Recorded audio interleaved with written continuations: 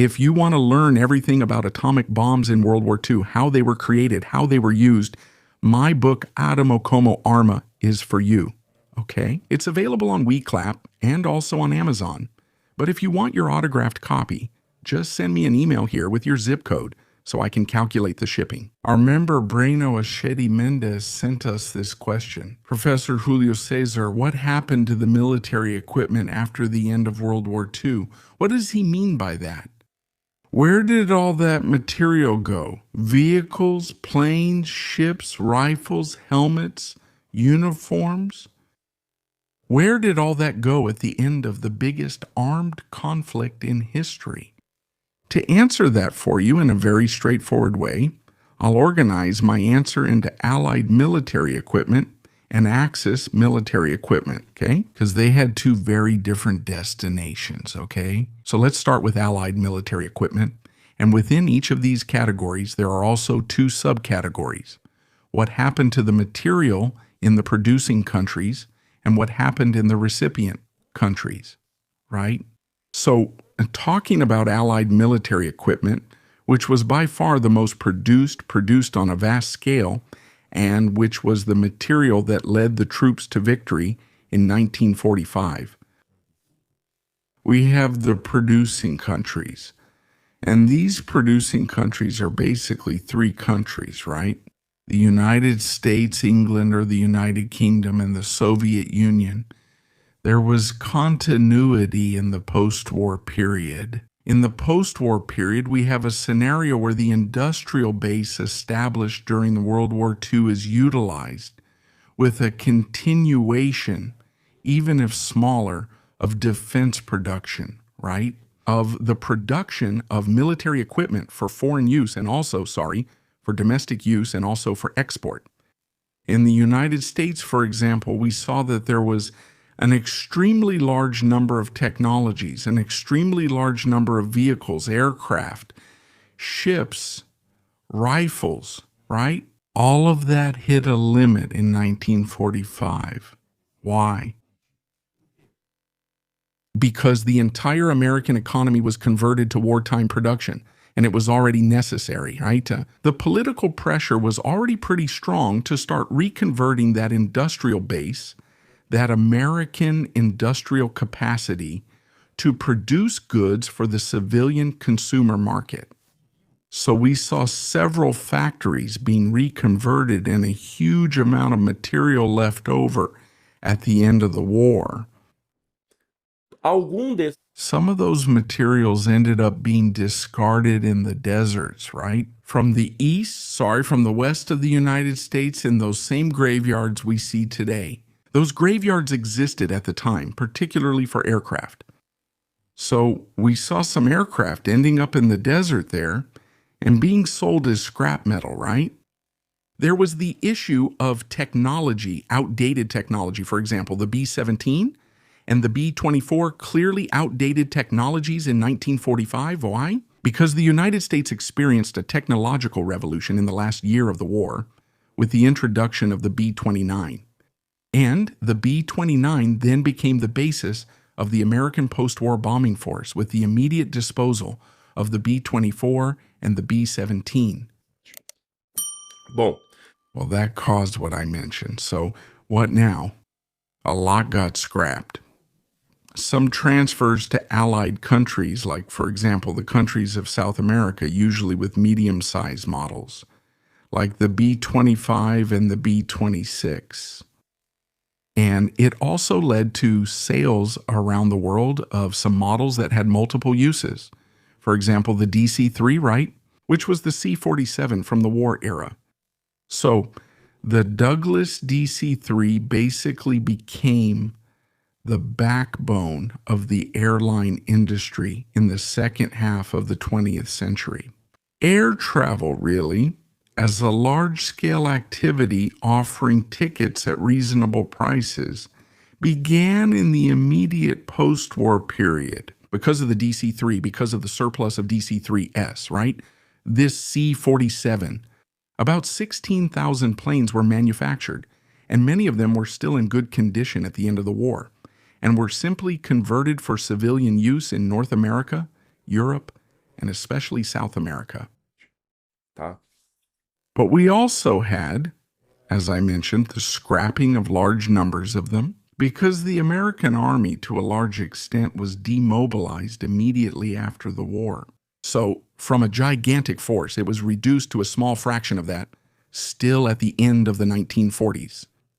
And it was this situation that helped lead to the outbreak of the Korean War in 1950, right? The United Kingdom, England, also continued producing military equipment for export, mainly for its Commonwealth, which replaced the British Empire in the immediate post-war period. And the British defense industry had a relatively large role during the Cold War, also equipping nations of the Western Alliance that didn't buy war equipment from the United States. So we have England as a power. Yeah. In the years mainly, like in the 50s, 60s, and 70s, when it comes to selling military equipment abroad. However, they had a smaller industrial base than the United States. They couldn't match those volumes, so they had a smaller presence in the market. Post-war, right, in the Cold War market. And the Soviet Union didn't demobilize in the same way the United States did. And the Soviet Union, because it had a really hard time rebuilding all the infrastructure that the Germans destroyed during the war, they held on to that wartime equipment for much longer than the Americans did. Therefore, the replacement and organization of Soviet military equipment only happened at a slower pace than it did in the United States, right? In some cases, they lagged the Americans by about 10 years, right? But they do catch up with the Americans. Yes, by the late 1950s and early 1960s, things are almost even, okay? The T-34, for example, which was the most produced tank of World War II and today rivals. Some people rank the T-34 above the T-54, or the T-54 remains the most produced tank in history. It continued to be produced after the end of World War II. Why? Because it was a cheap tank, it was a functional tank, and it could be exported to several nations at a very low cost. And what happened in the immediate post-war period? The multipolar world ceased to exist in favor of a bipolar world. And this bipolar world made nations ally themselves with the United States, right? In NATO in the Western Bloc, or with the Soviet Union in the Eastern Bloc. And in the immediate post-war period, we had China becoming communist. In 1949, we saw the expansion of Soviet communism into Eastern Europe, right, with the formation of the Soviet sphere of influence, which would become the Warsaw Pact. Therefore, there was a very large market for the export of Soviet military equipment, right? And after the Israeli War of Independence in 1948, the countries of the Middle East also became buyers of Soviet military equipment, right? And we also have, the recipient countries, which are those countries that received American and British war material, mainly American, right, during World War II, like Brazil. So Brazil basically rebuilt its armed forces entirely with American equipment. So this American equipment that arrived during the World War II through Lend-Lease was supplemented with other batches that were purchased, bought very easily, very cheaply. Why? In the United States, everyone wanted to get rid of that equipment. They wanted to get that stuff out of there because it was literally surplus, just taking up space. So the Brazilian army bought a lot more trucks, a lot more Jeeps, a lot more armored vehicles of all kinds in the following years because of these World War II leftovers, right, including the Air Force. The Air Force also received, and the Brazilian Navy also received in smaller numbers, several pieces of American military equipment, right? So in Europe, you had small armies, right? All of them there, Holland, Belgium, Denmark.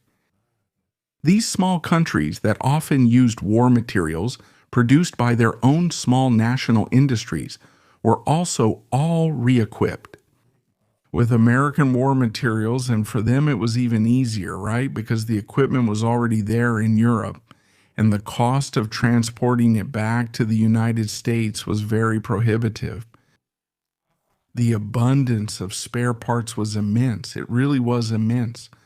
So all these armies were rebuilt with American military equipment, and the formation of NATO at the end of the 1940s only made this even clearer, right?